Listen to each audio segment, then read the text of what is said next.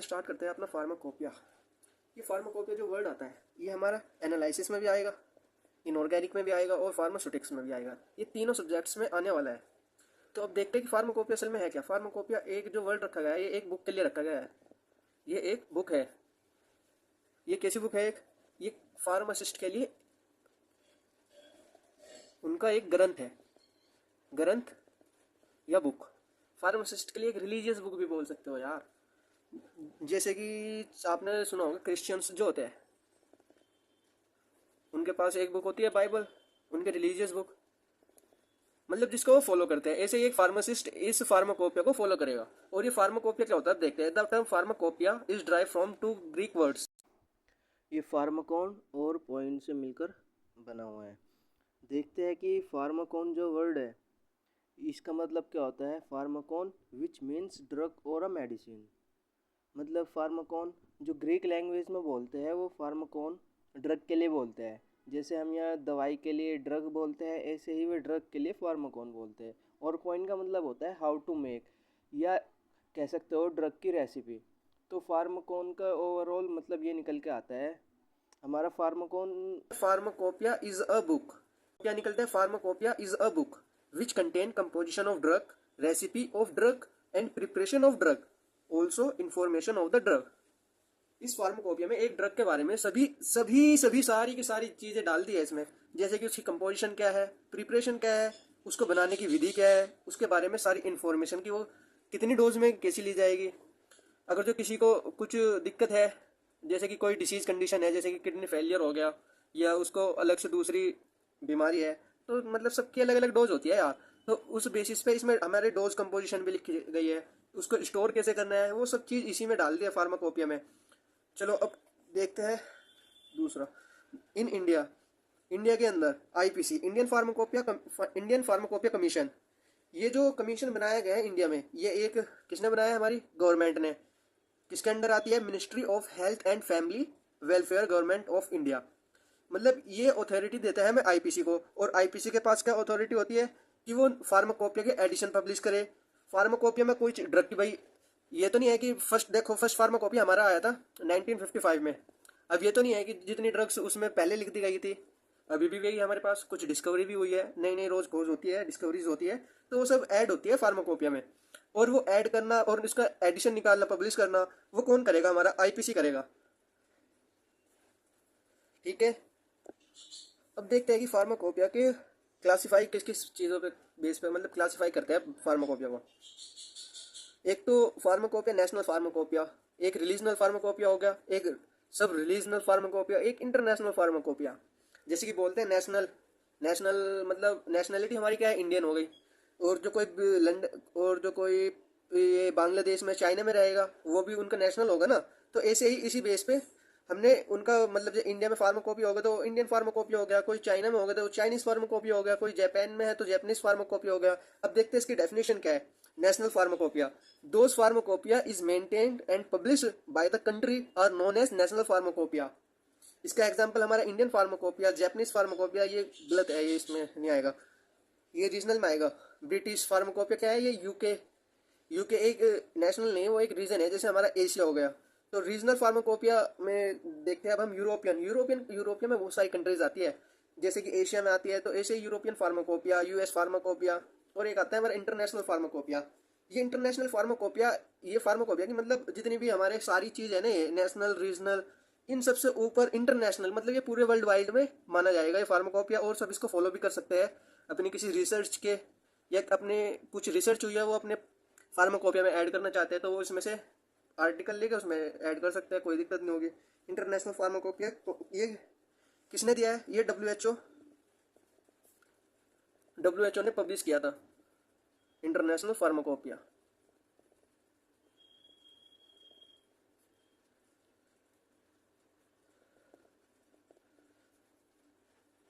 तो बात करते हैं हिस्ट्री ऑफ फार्माकोपिया। असल में ये फार्माकोपिया वर्ड भाई शुरू से तो नहीं होगा ना हमारे यहाँ, किसी ने इसको बनाया भी होगा फार्माकोपिया को। जैसे अभी ग्रीक वर्ड से निकल के आया था ये फार्माकोपिया वर्ड। अब देखते हैं कि फार्माकोपिया सबसे पहले किस कंट्री ने या किस रीजन ने बनाया था।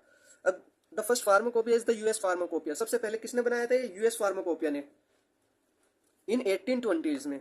और उसके बाद ब्रिटिश वालों ने भी बना लिया भाई। चलो ब्रिटिश फार्माकोपिया आ गया 1864 में। और इन्होंने कहाँ से लिया है ये भी तो बात है ना। अब देखते हैं कि कुछ ना कुछ डाटा पहले से होगा हमारे पास, कुछ ड्रग्स लिखी हुई होगी। एकदम से तो नहीं है कोई ड्रग्स आ गई। क्या फार्माकोपी से पहले हमारे पास ड्रग्स के रिकॉर्ड्स नहीं थे? थे यार, बिल्कुल थे। अब देखते हैं, उसी का एक एग्जांपल है हमारे पास। एक इजिप्टियन एंशिएंट टेक्स्ट था हमारे पास, फॉर्मुलेशन ऑफ ड्रग। किसने? इन 1550 BCE। जिसका नाम, उनका फार्माकोपिया तो नहीं रखा था नाम, उसका नाम था papyrus Ebers. It is actually not a pharmacopoeia. ये देखो लिखा हुआ है ना, ये फार्माकोपिया तो नहीं था। लेकिन हाँ, इनके पास क्या था, ड्रग्स की इंफॉर्मेशन थी एक टेक्स्ट फॉर्म में। ठीक है। अब इन 1886 1886 में फर्स्ट जापानीज फार्माकोपिया पब्लिश हो गया। इसके बाद क्या हुआ, 19वीं सेंचुरी में क्या था कि जो यूरोपियन कंट्रीज थी वो बीपी को फॉलो करती थी। उनके पास अपना खुद का फार्माकोपिया नहीं था, तो जितनी भी यूरोपियन कंट्रीज थी वो सब ब्रिटिश फार्माकोपिया को लेकर फॉलो करती थी ड्रग्स मेकिंग में।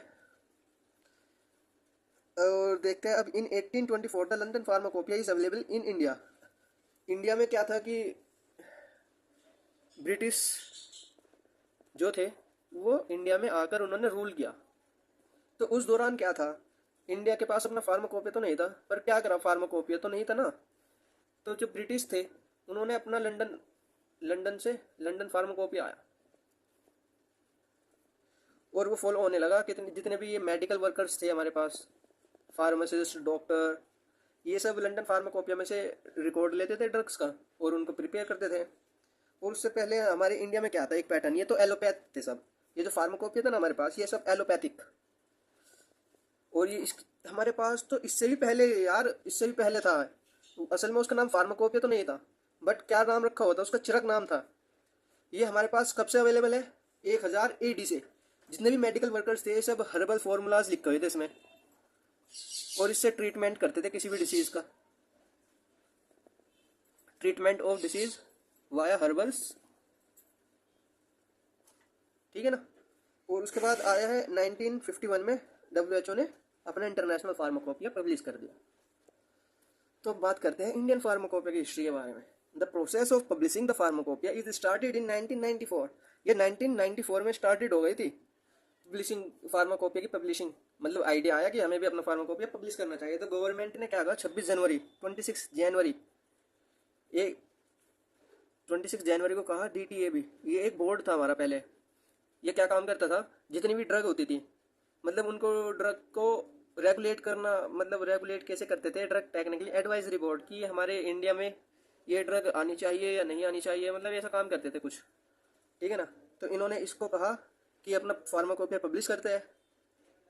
और उस पब्लिश करने के दौरान क्या कहा, एक इंपॉर्टेंट बात ये थी कि लिस्ट ऑफ ड्रग, जितनी भी इंडिया में ड्रग थी, इंडिया में जितनी भी ड्रग अवेलेबल थी, वो चाहे लंदन फार्माकोपियस हो या अदर फार्माकोपियस हो, वो जो यूज़ हो रही थी इंडिया में, उनकी एक लिस्ट बनाने को कहा 1944 में गवर्नमेंट ने। तो फिर कहा, तो उसके बाद क्या हुआ, 1946 में उन्होंने लिस्ट भी बना ली। The government of India publish the IPL list, Indian pharmacopoeia list, जिसमें हमारे क्या थे, 180 मोनोग्राफ्स ऑफ ड्रग, मतलब इन्हें चैप्टर्स कह सकते हैं कि हमारे पास 180 ड्रग्स थी जिनके बारे में पूरा पूरा अलग अलग चैप्टर लिखा हुआ था। सारी A to Z जितनी भी इंफॉर्मेशन होती है ना ड्रग की, वो सब लिखी हुई थी। और उसमें से भी approx 100 monographs are drive from the Indian plants, जो डायरेक्टली हमारे इंडिया के प्लांट्स पे ही बने हुए थे, जैसे कि नीम, पुदीना, कैनबिस, सरपेंटिना, इसबगोल एक्सेट्रा। ये एग्जाम्पल है कुछ हमारे इंडियन प्लांट्स के जो उस मोनोग्राफ्स में जिनसे हमने ड्रग डेवलप की थी।